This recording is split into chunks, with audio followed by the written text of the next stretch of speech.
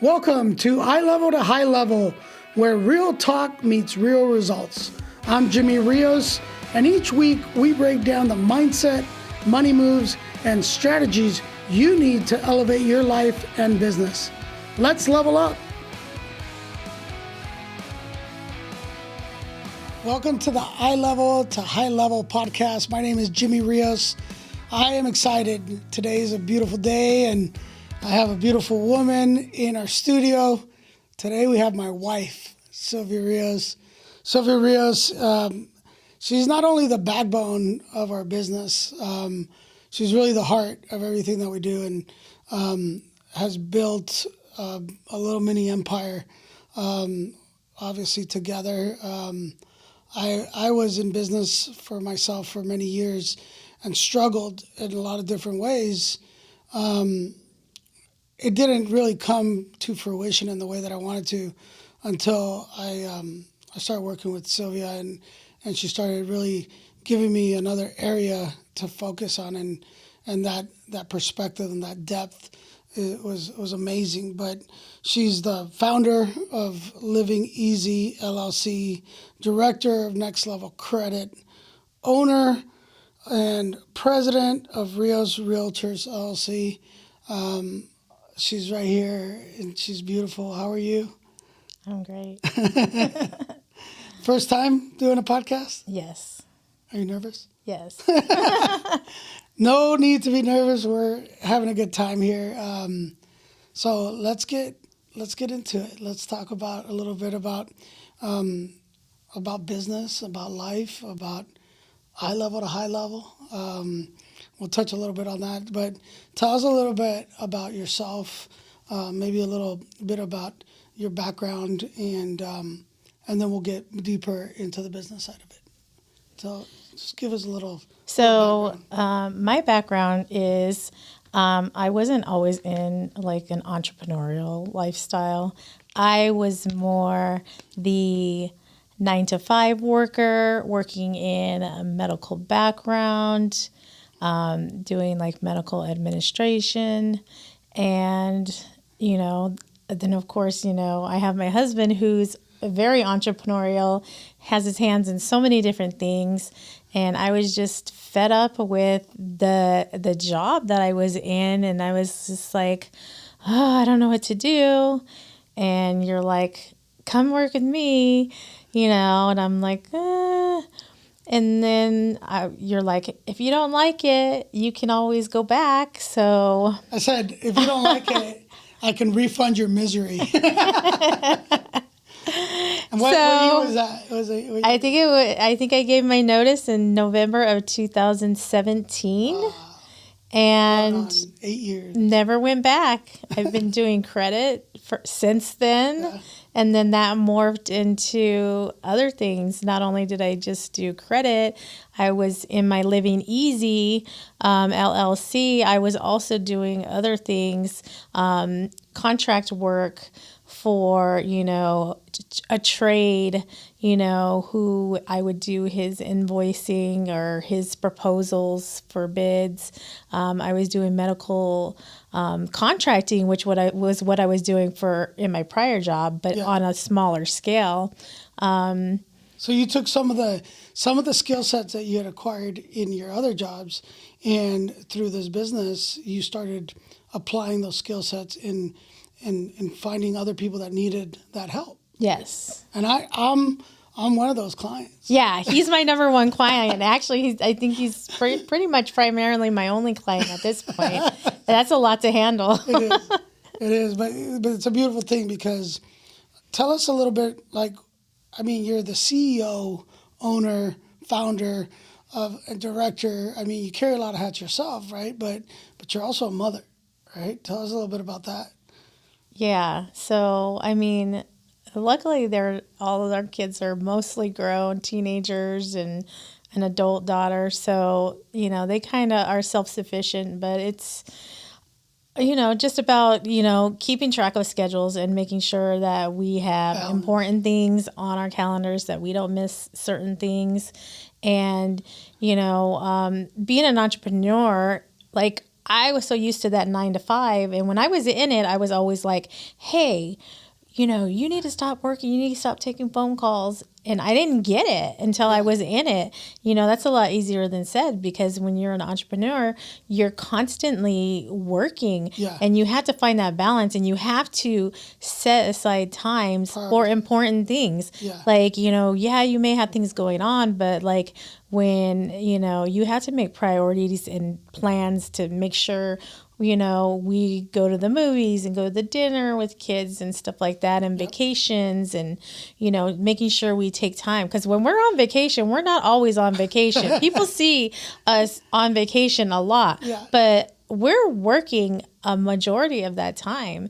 And, but we have to, like when we went to Colombia, I was working, and like you had jet skis rented, and I was like, you guys are going to have to go without me. But then you made me come down. You're like, last 10 minutes, go with Bella. And I did, and I'm glad I stepped away. So, we talk about being able to delegate and build systems. And that's one of the hardest things when you're an entrepreneur, because you have control, right? If you're used to doing everything yourself, right? How difficult is it for you in taking off that hat and being able to delegate? I finally have an assistant in one avenue of my business. But tell us about control. Tell us a little bit about that, because we were talking on the way here, and what's your take on that? Like, how difficult is it in relinquishing some of that when you're trying to build and scale and do the things we're doing? There's a lot of people like that. Yeah, it's hard because, you have your ways of doing it, and it's hard to get somebody to replicate it. And, I just try to be really understanding. Like with my assistant, I will say, I will make time to get on a Zoom with you. And, if you don't feel comfortable in doing something, let's get on a Zoom and you watch me do it. And I'll do that for however many times you need to until you feel comfortable. Because I don't want you to feel uncomfortable and me hand you another duty on top of that. So I want you to be 100% in one thing before you move to another. And if that means that takes extra steps from me, like getting assistance is a hard work, because then that puts more duty onto me initially before that person can take away from me. So. Well, the idea is that, ultimately, if you want to take a trip, right, that you can delegate some of those tasks to be able to not have to be enslaved to your work. Because the whole point of everything that we did in building this out was to, I call it the golden handcuffs, right? It's this concept of working for somebody else, building their dreams, right, and being, having these handcuffs that, because we have a false sense of security that comes from getting a paycheck, right, every 2 weeks or every 40 hours, whatever that is. I love that stability. Right? And that was one of those things, right? But what did you do differently to be able to create that security in your life through entrepreneurship? What have you done in these last 8 years to be able to do that for yourself? That maybe, because you haven't gone back to corporate, or you haven't gone back to work in the traditional 8 to 5 job in those years. So how'd you do that? Because many people can't do that. Well, some people, I am very frugal, for one. I try to save as much as I can. And, if we're out to dinner, I'm like, do you really need that soda? $3 a soda? Have that. Why don't we get a stop at the Circle K and get $1 soda after dinner? Different buckets. And even savings. Even if you're like, I don't care, just get it. And I'm like, no. And it doesn't matter how much money I have. I'm still like, okay, within means, but, There's something we talk about in our world is called the scarcity mentality. Scarcity mentality is that feeling that you're going to either not have enough of money, right? Something's going to happen and I'm not going to have enough of it. And, or that you're going to lack having it, right, in some way or form. And I try to teach how to change that mentality because it's so important. Now, budgeting and being able to hit goals for your future and for other things that you have, it's different. You have to learn how to pivot from that scarcity mentality into one where you're going to be able to use productivity in being able to gain monies to do other things with, where money becomes an ally to you, right? So you don't look at it as a miser. You look at it as, look, I'm going to put money over here so I can put this money to work and make money for me. And that's different than being a miser. A miser is somebody who doesn't spend at all, and that money's just sitting there getting basically cannibalized by inflation and other things that you're not even aware of, but it's not doing anything for you. Now, if you put that money to work in some type of format that we've developed, now you can build on your future. You can do what you want with your businesses, with your estate, with your kids. There's a lot of different ways that you can make this work for you. Let's talk about that. We built a program called the Eye Level to High Level program. What does that mean for you? For me, it means security. Okay. And that's what was hard for me to let go of in that 9 to 5 was the security of a paycheck. Right. So, with this program, it's provided even more security because I had mattress money. Literally. Sitting. Mattress money. Yeah. For those that don't know what mattress money is what it sounds like. It's money you put under the mattress. Mine wasn't literally under the mattress, right. But it's just money you don't put in the bank and you have. You have. And but what was that doing for you? What was that money sitting there doing? I mean, to me, it felt like it was security, but it wasn't growing. Right. So yeah, I had it, but if something happened, I had it very limited. But now that I, decided to step into the eye level to high level, and my husband's been doing this program for a long time, and I'm one of those, I got to see it to believe it. And I had to sit back and watch while other people were growing money. And then finally I was like, okay, I think I'm ready. And I didn't even go to you. I didn't even go to you. I just went straight to the source and I was like, okay, I'm ready. Here's, let's do it. And the source is Brian Fontenot, who's my partner. He's the owner of Zenith Capital Investments, and the brainchild with me in putting together this program. And it's amazing because I didn't know that she had gone to Brian and told him that she wanted to get in the program. It was great when she did, because what happens is that we respect each other a lot. She was a single mother before I met her and very independent, right? She was going to do it her way or the highway. She talked a little bit about control. So I learned over the time that we've been together to respect her pathways and her alley, and that was her. So even though I wanted her to come into the program with me when I started, I never forced it. I always made it something that I just wanted her to see it, hear it. At some point, I felt that she would come, but it wasn't by my influence per se and saying, you need to do this. By her doing it, two things happened. Well, I'll talk about the positive and the negative. The negative is that had she put her money with me, when at the same time, we would have had over close to $100,000 in liquidity extra. Right? So it's a big chunk of change to look at. But at the same time, what it did on the pro is that it gave her the ability to see things from a different perspective.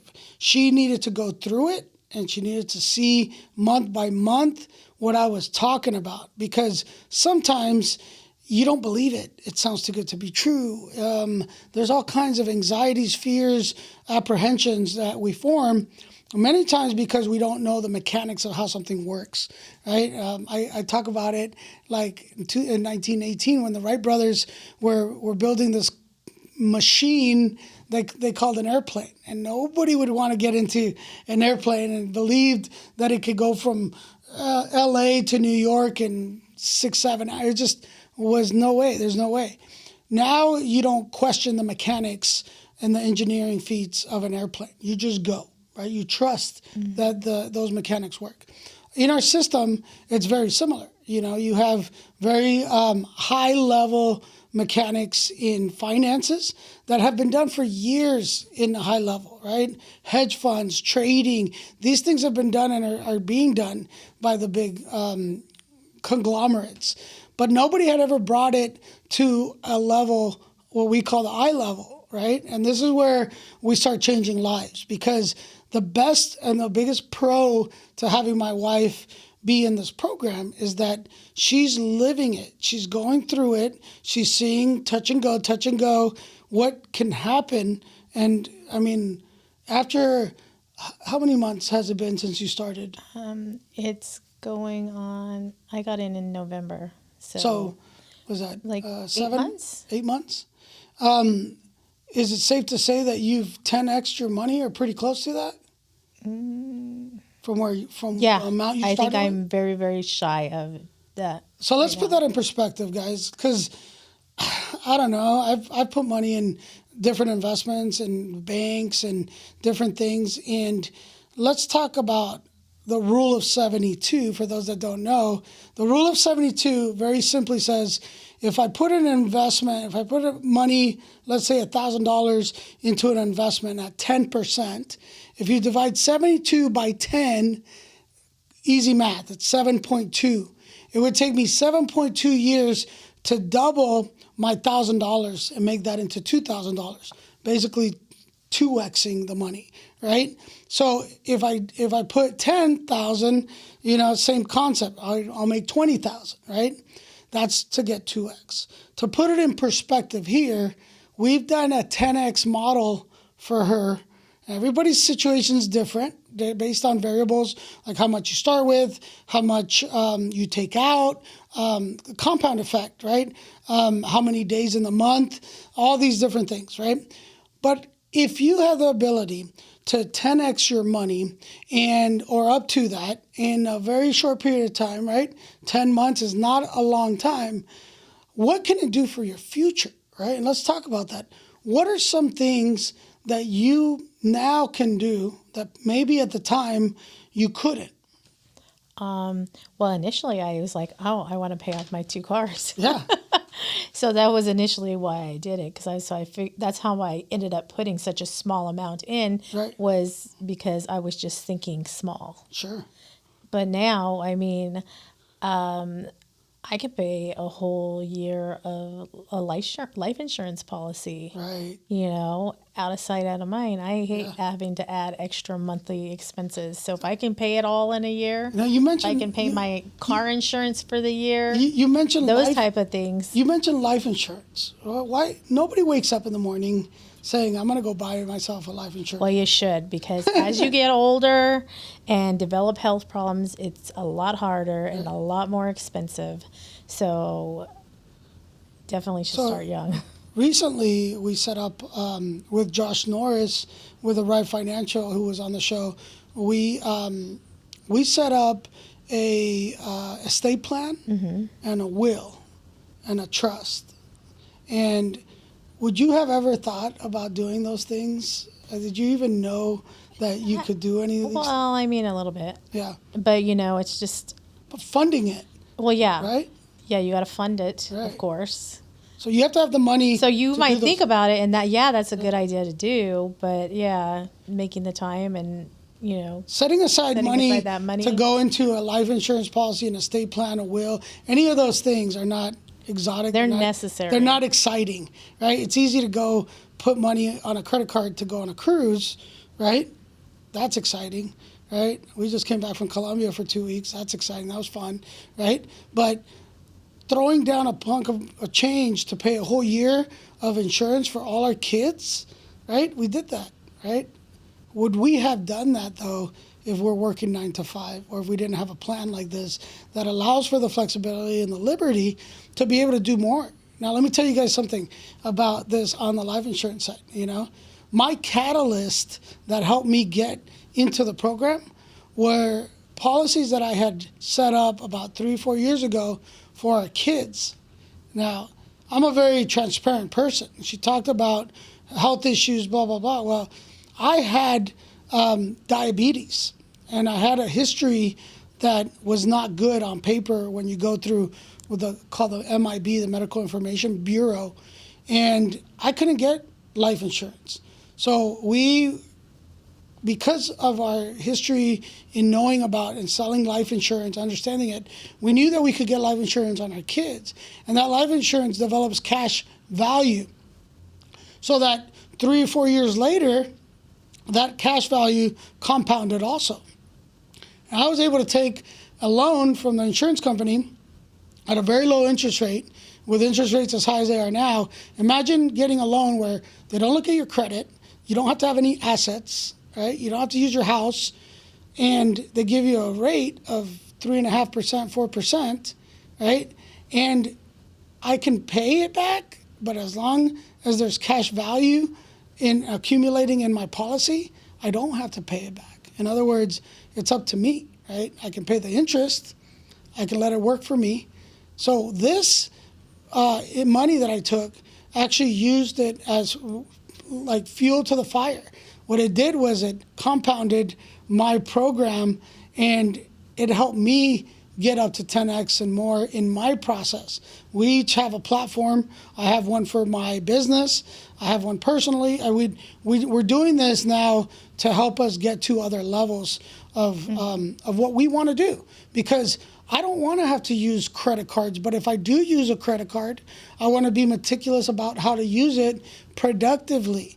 I talked about that in my last show, using productive debt to be able to utilize it to set myself up better, get free flights for our trips, right? Mm-hmm. There's so many ways that we can help you get to another level in life, not just thinking inside the box. I always say, get rid of the boxes. There is no box in what we do. Let's think outside the box. Now, Sylvia, I know that everything sounds great, right? It's great. You know, people look at Facebook and all your social media and they think, wow, you know, we want to have that. But in reality, there's a lot of sacrifice, right? And a question for you is, you know, what's giving you strength in those tough seasons? Because not everything over these last years has been perfect, right? Tell us what in your life, what has helped you overcome some of the adversity that comes? Well, primarily, my faith. Yeah. Having faith and having a strong backbone in that. That's one thing. Having a great partner as well. Oh. I didn't pay her. Disclaimer, I did not pay her to say that. The invoice is coming. So having faith, I think that's number one. I mean, ultimately, I don't think we would be here if it wasn't. And also, you know, just the satisfaction of helping people. Yeah. Because that is a part of our faith. Right. Is helping people. So faith, belief in building something greater, trusting in God's timing. Yep. Right? I mean, how many times do we want it now? Right? Delayed gratification. We have to have patience, right? And how many times? You're the one that let me ask this question. How many times did I tell you to have trust in the process? Or how many times did you want to quit on my vision or ideas that I kept bringing up? Because in these years, I've had multiple businesses that failed. Yes. Right? Talk to us about that. Oh, that's definitely been a challenge, but in growing from the person that I used to be to the person I am now, you know, it's out of my control. What you're going to do is out of my control, and I just, you know, either I just have to be there to support it. I mean, not even if I necessarily don't trust in it, I have to let you go through the fire and have your things that end up maybe failing and learning from him. Because believe me, there's been partners he's dealt with that I was like, mm-mm. Yeah. But, you know, I had to let you go through that on your own. Right. Yeah. And, you know, and that's hard to do, kind of knowing, like, to me, I'm a good judge of character. So I'm just having to watch it is hard. Yeah. Yeah, I think. But you have to figure it out for yourself. But see, for me, the biggest strength I get is having a supportive partner, and that's very difficult.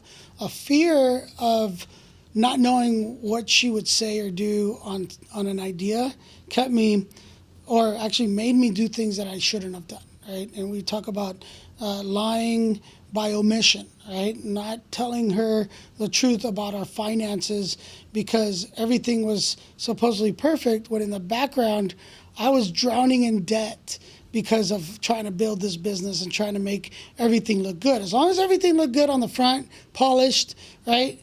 There's food on the table, everything's paid. Supposedly everything's great, but it wasn't, and I was struggling. And I mean, I talk about the empathy that I feel for anybody that comes through our program, because I was a walking, talking billboard to everything that I help people with, right? But I needed the help too.